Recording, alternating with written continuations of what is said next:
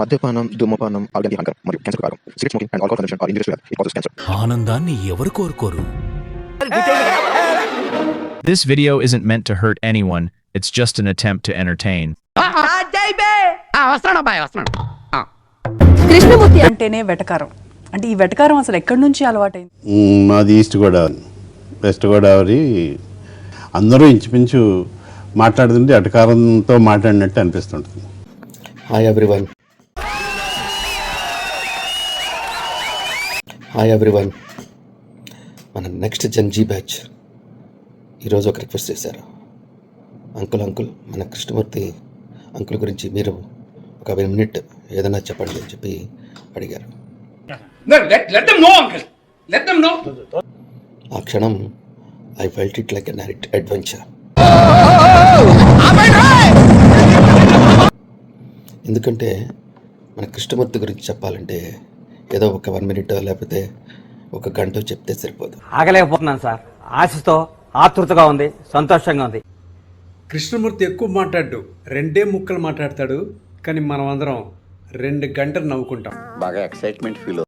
In fact ఇప్పుడు కూడా నవ్వుకుంటూనే ఉంటాం అప్పుడప్పుడు మాటలు తలుచుకుని. That is Krishnamurthy. కిక్కురా కిక్కు.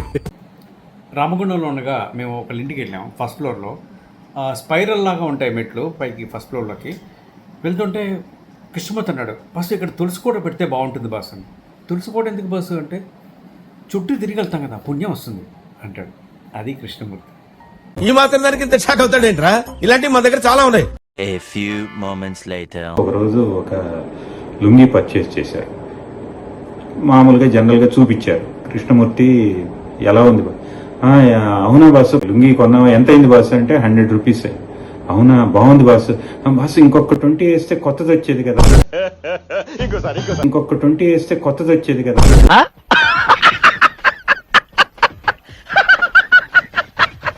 మేమందరం కలిసి వాళ్ళ ఇంటికి వెళ్ళాము. సరే, అలా సరదాగా కాన్వర్సేషన్ చేసుకుంటుండగా ఉన్నట్టుండి మన కృష్ణమూర్తి వినయ్ నువ్వేమైనా ఇందాక పాట పాడావా అని అడిగాడు. అందరం ఒకసారి చూద్దాం, ఏంటి పాట పాడడం ఏంటి, వినయ్ ఏంటి పాట పాడడం అంటే అని. వినయ్ కూడా అంతే అమాయకంగా, లేదు కృష్ణమూర్తి ఎందుకని అలా అంటున్నావు?